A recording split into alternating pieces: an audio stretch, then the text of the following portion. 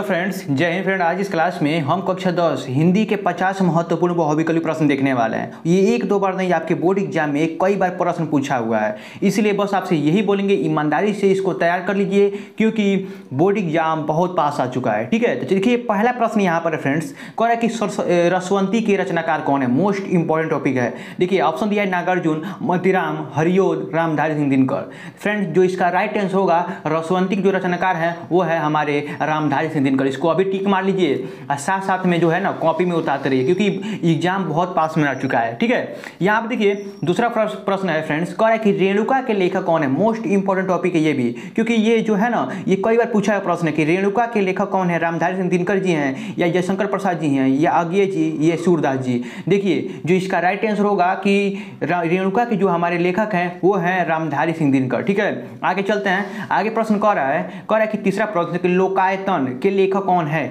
क्या प्रश्न कह रहा है कि लोकायतन के लेखक कौन है। मोस्ट इंपॉर्टेंट प्रश्न है। माखनलाल चतुर्वेदी, रामनरेश त्रिपाठी, या सुमित्रानंदन पंत, या भारतेंदु हरिश्चंद्र। तीसरा जो राइट आंसर होगा फ्रेंड्स वो होगा सुमित्रानंदन पंत। लोकायतन के लेखक कौन है हमारे, सुमित्रानंदन पंत। आगे चलते हैं। सारा प्रश्न है ना एक दो बार नहीं, ये कई बार प्रश्न पूछा हुआ है। ठीक है, देखिए चौथा प्रश्न है, कह रहे कि समर्पण के रचनाकार है। मोस्ट इंपॉर्टेंट प्रश्न है। देखिए ऑप्शन दिया है रामनरेश त्रिपाठी, दूसरा दिया है माखनलाल चतुर्वेदी, तीसरा दिया है सूरदास, और चौथा दिया है श्रीधर पाठक। देखिए समर्पण के रचनाकार है, मोस्ट इंपॉर्टेंट प्रश्न है, वो है हमारे माखनलाल चतुर्वेदी। ठीक है, आगे चलते हैं प्रश्न की तरफ। रामचंद्र शुक्ल, दूसरा दिया है नरोत्तम दास, तीसरा ऑप्शन दिया है सूरदास, और चौथा दिया है मैथिली शरण गुप्त। तो देखिए साहित्य के रचनाकार कौन है, साहित्य लहरी के रचनाकार कौन है। इसका जो राइट आंसर होगा वो होगा सूरदास। ठीक है, ये प्रश्न है, कह रहा है कि संध्या गीत के रचनाकार कौन है। मोस्ट इंपॉर्टेंट प्रश्न है। क्या प्रश्न कह रहा है कि संध्या गीत के रचनाकार कौन है। ऑप्शन दिया है महादेवी वर्मा, दूसरा दिया है अज्ञे, दूसरा सी ऑप्शन दिया है माखनलाल चतुर्वेदी, और डी ऑप्शन दिया है मैथिली शरण गुप्त। संध्या गीत के लेखक कौन है, इंपॉर्टेंट प्रश्न हो जाता है, वो है हमारे महादेवी वर्मा जी। ठीक है, इसको अभी कॉपी में टिक मार दीजिए, क्योंकि इंपॉर्टेंट प्रश्न है। ठीक है, यहाँ पर देखिए, यहाँ पर छठा प्रश्न क्या कह रहा है, कह रहा है कि साहित्य लहरी के रचनाकार कौन है। ऑप्शन दिया है। अब देखिए सातवां प्रश्न देखते हैं, कह रहा है कि हिम किरीटिनी के लेखक कौन है। देखिए क्या प्रश्न पूछा है कि हिम किरीटिनी के लेखक कौन है। ऑप्शन एक ए दिया है माखनलाल चतुर्वेदी, ऑप्शन बी दिया है अज्ञे, ऑप्शन सी दिया है रामधारी सिंह दिनकर, ऑप्शन डी दिया है सूरदास। देखिए हिम किरीटिनी के लेखक कौन है, इंपॉर्टेंट प्रश्न है, इसको अभी कॉपी में उतार लीजिए, वो है हमारे माखनलाल चतुर्वेदी। तो हिम किरीटिनी के लेखक कौन है, माखनलाल चतुर्वेदी। देखिए आगे प्रश्न देखते हैं, ये प्रश्न मोस्ट इंपॉर्टेंट है। क्या प्रश्न कह रहा है कि हिम तरंगिनी के रचनाकार कौन है। देखिए हिम तरंगिनी, ये हिम किरीटिनी है, ये हिम तरंगिनी है। नल सिंह, माखनलाल चतुर्वेदी, सारंगधर और रसखान। तो हिम तरंगिणी के जो लेखक हैं, जो रचनाकार हैं, वो हमारे कौन हैं, बहुत बढ़िया, माखनलाल चतुर्वेदी है। हिम किरीटिनी और हिम तरंगिणी के दोनों के लेखक माखनलाल चतुर्वेदी जी हैं। आगे प्रश्न देखते हैं नौवां प्रश्न फ्रेंड्स कह रहा है कि प्रेम वाटिका के लेखक कौन है। देखिए ऑप्शन ए दिया है महादेवी वर्मा, ऑप्शन बी दिया है मैथिली शरण गुप्त, ऑप्शन सी दिया है चंद्र बरदाई, ऑप्शन डी दिया है रसखान। तो फ्रेंड जो इसका राइट आंसर होगा वो कौन होगा, बहुत बढ़िया, जितने बच्चे मार रहे हैं ऑप्शन डी रसखान, सब लोग का सही है। ठीक है, ऑप्शन रसखान, इसको टिक मार लीजिए, क्योंकि इंपॉर्टेंट प्रश्न है। यहाँ पे देखिए 10वां प्रश्न है, कह रहा है कि पलासन के लेखक कौन है। पलासन के लेखक कौन है, मोस्ट इंपॉर्टेंट प्रश्न है, ये कई बार पूछा हुआ है। ऑप्शन ए दिया है नरेंद्र शर्मा, ऑप्शन बी दिया है मंझन, ऑप्शन सी दिया है कुतुबन, ऑप्शन डी दिया है नरपति नल्हा। तो पलासन के लेखक कौन है हमारे, बहुत बढ़िया, जितने बच्चे मार रहे हैं नरेंद्र शर्मा, सब लोग का सही है। ठीक है, आगे चलते हैं। 11वां प्रश्न फ्रेंड्स कह रहा है कि भारत भारती के रचनाकार कौन है। ऑप्शन ए दिया है Mahadevi Verma, option A B दिया है सुभद्रा कुमारी चौहान, ऑप्शन सी दिया है मैथिली शरण गुप्त, ऑप्शन डी दिया है माखनलाल चतुर्वेदी। देखिए भारत भारती के रचनाकार जो हमारे हैं वो है मैथिली शरण गुप्त। अभी कॉपी में इसको उतार लीजिए, क्योंकि इंपॉर्टेंट प्रश्न है। देखिए 12वां प्रश्न फ्रेंड्स कह रहा है कि मिलन के रचनाकार कौन है। देखिए ऑप्शन ए दिया है आचार्य रामचंद्र शुक्ल, ऑप्शन बी दिया है रामनरेश त्रिपाठी, ऑप्शन सी दिया है कुतुबन, ऑप्शन डी दिया है जयशंकर प्रसाद। देखिए मिलन के जो हमारे रचनाकार हैं, ऑप्शन 12वां प्रश्न है, इसका जो राइट आंसर होगा वो होगा रामनरेश त्रिपाठी। मिलन के रचनाकार कौन है, हमारे रामनरेश त्रिपाठी जी हैं। आगे प्रश्न की तरफ चलें, बहुत बढ़िया। 13वां प्रश्न फ्रेंड्स कह रहा है कि यशोधरा के लेखक कौन है। देखिए ध्यान से प्रश्न को पढ़िएगा। यशोधरा के लेखक कौन है? ऑप्शन ए दिया है मैथिली शरण गुप्त, ऑप्शन बी दिया है राम नरेश त्रिपाठी, ऑप्शन सी दिया है नरेंद्र शर्मा, ऑप्शन डी दिया है भारतेंदु हरिश्चंद्र। देखिए यशोधरा के जो हमारे लेखक हैं, एकदम ध्यान से प्रश्न को पढ़िएगा, वो हैं हमारे मैथिली शरण गुप्त। क्योंकि इंपॉर्टेंट है इसलिए आपको एकदम धीरे धीरे बता रहे हैं और एग्जाम भी बहुत पास में आ चुका है, इसलिए आपको ईमानदारी से तैयार करना पड़ेगा प्रश्न को, ठीक है। यहाँ पे देखिए 14वां प्रश्न फ्रेंड्स कह रहा है, क्या कह रहा है कि यामा के लेखक कौन है। ये आपको याद रखना पड़ेगा क्योंकि इंपॉर्टेंट प्रश्न है। ऑप्शन ए दिया है महादेवी वर्मा, ऑप्शन बी दिया है नागार्जुन, ऑप्शन सी दिया है प्रेमचंद्र, ऑप्शन डी दिया है पद्माकर। तो यामा के जो हमारे लेखक हैं वो है हमारे महादेवी वर्मा। बहुत बढ़िया, जितने बच्चे मार रहे हैं महादेवी वर्मा सब लोगों का सही है, ठीक है। देखिए यहाँ पर देखिए 15वां प्रश्न फ्रेंड्स कह रहा है, युगपथ के रचनाकार कौन है। युगपथ के रचनाकार कौन है। ऑप्शन ए दिया है हरिवंश राय बच्चन, ऑप्शन बी दिया है सुमित्रा नंदन पंत, ऑप्शन सी दिया है गिरिजा कुमार माथुर, ऑप्शन डी दिया है निराला।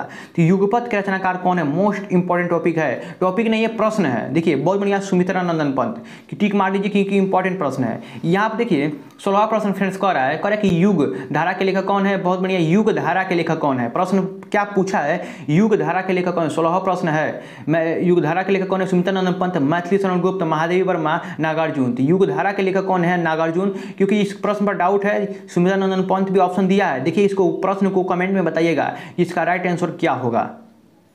अब देखते हैं 17वां प्रश्न। 17वां प्रश्न फ्रेंड्स कह रहा है, ध्यान से पढ़िएगा, प्रताप नारायण मिश्र के लेखक, मतलब इसमें प्रताप नारायण मिश्र जो है किस युग के लेखक है। ऐसा प्रश्न पूछा जाना चाहिए था, उल्टा पूछा हुआ है कि प्रताप नारायण मिश्र लेखक हैं, किस युग के लेखक हैं। द्विवेदी युग, भारतेंदु युग, शुक्ल युग, शुक्लेत्तर युग। तो याद रखिएगा प्रताप नारायण मिश्र जो हमारे हैं वो है भारतेंदु युग के लेखक। ये सब युग पढ़ा चुके हैं, रीतिकाल, आधुनिक काल, भारतेंदु युग, द्विवेदी युग, छायावादी युग, छायावाद, शुक्ल युग, शुक्लेत्तर युग, ये सब युग पढ़ा दिए। लिंक डिस्क्रिप्शन में दे देंगे, वहां से देख लीजिएगा क्योंकि इंपॉर्टेंट यहां से प्रश्न 10 अंक का हमेशा बनता है और बनेगा भी, ठीक है। यहां आप देखिए 8वां प्रश्न क्या कह रहा है कि गुनाहों का देवता, जो गुनाहों का देवता है इसके रचनाकार जो हैं कौन है वो बताइएगा। गुनाहों का देवता का रचनाकार धर्मवीर भारती हैं। और ये पूछा एक प्रश्न कि किस विधा की रचना है। ऑप्शन ए दिया है कहानी, ऑप्शन बी दिया है उपन्यास, ऑप्शन सी दिया है नाटक, ऑप्शन डी दिया है एकांकी। देखिएगा ध्यान से प्रश्न को पढ़िएगा, गुनाहों का देवता किस विधा की रचना है। 18वां प्रश्न का उत्तर है। बहुत बढ़िया, जितने बच्चे मारे उपन्यास सब लोग का सही है, ठीक है। आगे चलते हैं 19वां प्रश्न देखते हैं, ध्यान से पढ़िएगा। क्या प्रश्न है कि हंस पत्रिका के संपादक थे। जैसे हंस पत्रिका थी एक, किसकी थी वो बताइएगा। हंस पत्रिका महावीर प्रसाद द्विवेदी की थी, कमेंट में बताइएगा। देखिए ऑप्शन ए दिया है मुंशी प्रेमचंद्र। हंस पत्रिका के संपादक कौन है बताइएगा। यहाँ पर ये जयशंकर प्रसाद, निराला और महादेवी वर्मा, ठीक है। बताइएगा हंस पत्रिका के संपादक कौन है, most important number Munshi Premchandra, ठीक है। और इसका भी प्रश्न डाउट है, ठीक है। तो इसका कमेंट बताइएगा क्योंकि ये प्रश्न दिया है ना, बोर्ड एग्जाम थोड़ा उटपटांग प्रश्न भी देता है ना।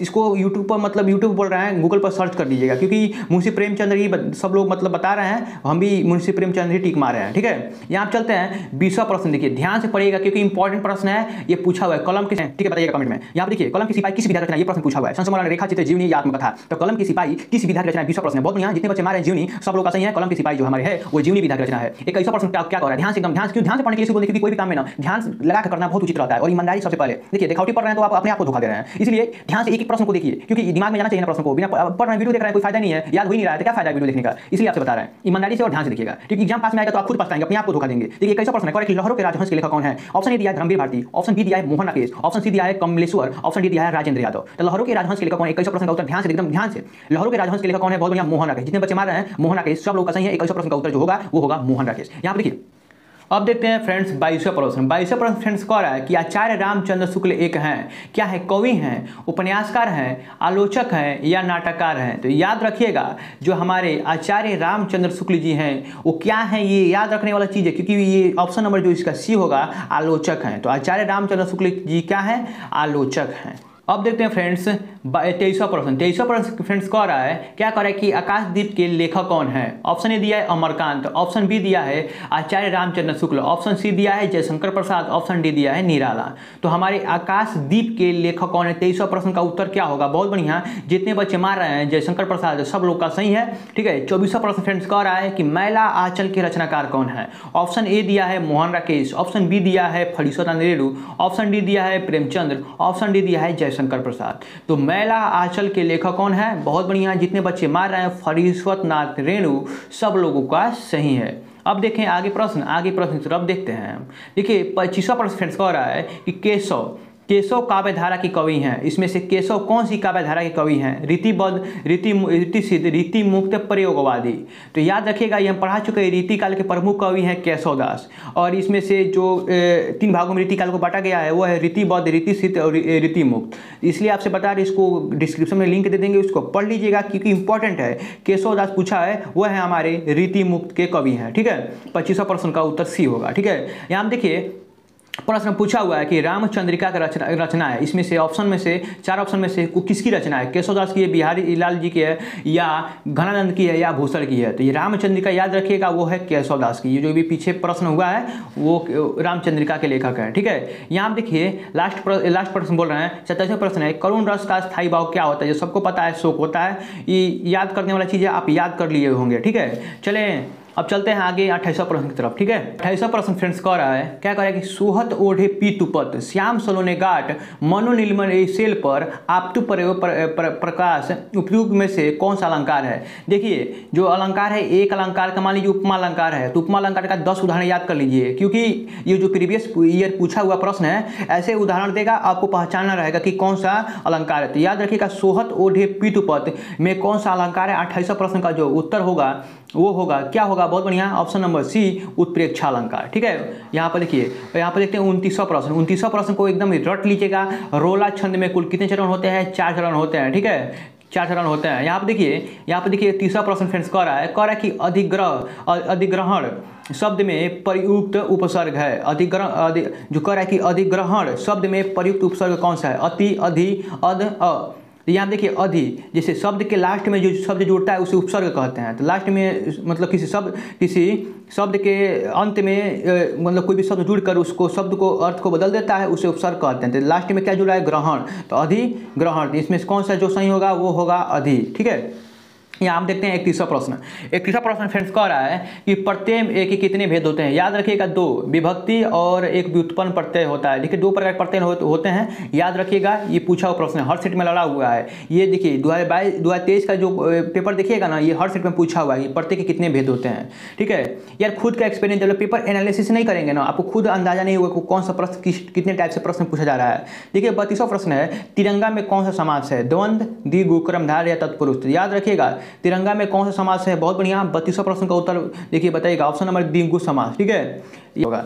यहाँ आप देखते हैं 33वां प्रश्न फ्रेंड्स कह रहा है कि प्रत्येक शब्द में कौन सी संधि है? दीर्घ संधि, यण संधि, वृद्धि संधि या गुण संधि? तो प्रत्येक में खीर का तत्समक रूप क्या होता है? क्षीर, क्षीण, खीन। देखिएगा, याद रखिएगा खीर का जो तत्समक रूप होता है वो है क्षीर। ठीक है, तो अब चलते हैं 35वां प्रश्न मोस्ट इंपॉर्टेंट है। ठीक है, 35वां प्रश्न है फ्रेंड्स, क्या कह रहा है कि ध्रुव स्वामिनी की नाटक के रचनाकार कौन है? हमारे ध्रुव स्वामिनी नाटक के रचनाकार कौन है? मोहन राकेश, जयशंकर प्रसाद, लक्ष्मी नारायण मिश्र, उपेंद्र नाथ अश्व?